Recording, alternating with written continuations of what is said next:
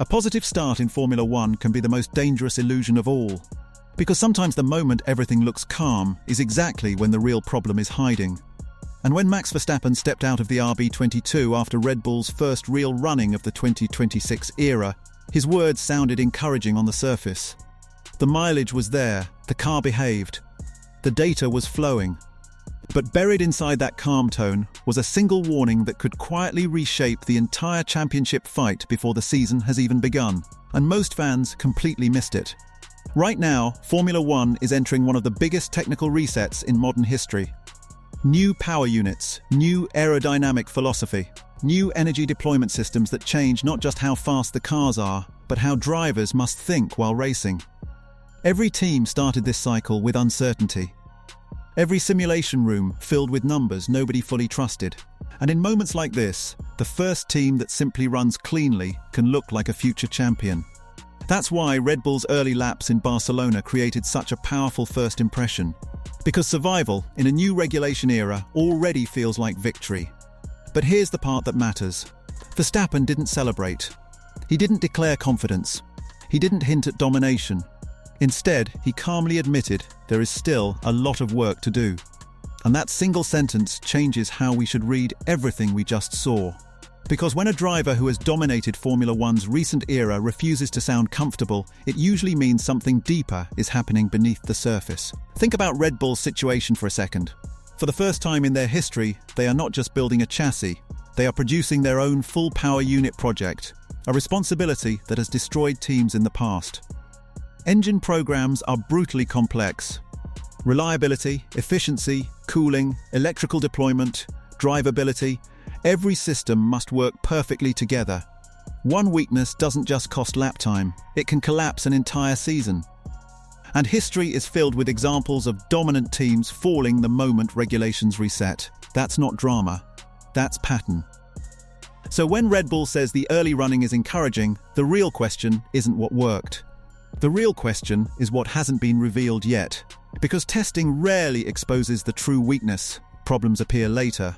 Under heat, under pressure, under full race distance energy demand. And by the time those weaknesses surface, it's usually too late to redesign the core architecture. Now here's where the psychology becomes fascinating. Verstappen is not just any driver reacting to early testing.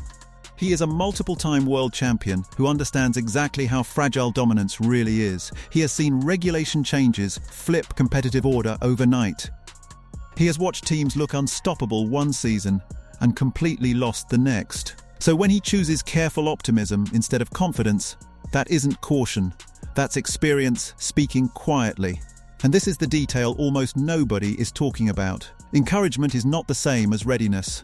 A smooth first test does not mean championship pace. It only means the foundation didn't crack immediately.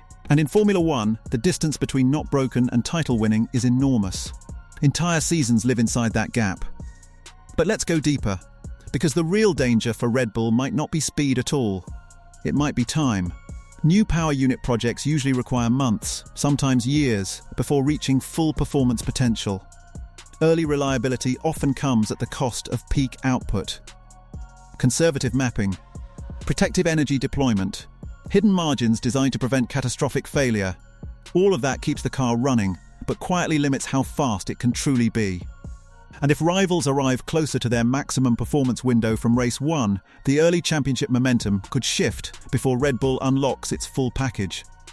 That's where the pressure begins. Not loud pressure, silent pressure, the kind that builds in points tables, not headlines. Because championships aren't always lost in dramatic crashes, sometimes they slip away through small deficits repeated every weekend.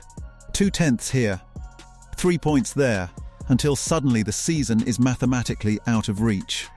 So ask yourself this honestly, is Red Bull ahead or just stable? Because those are very different realities.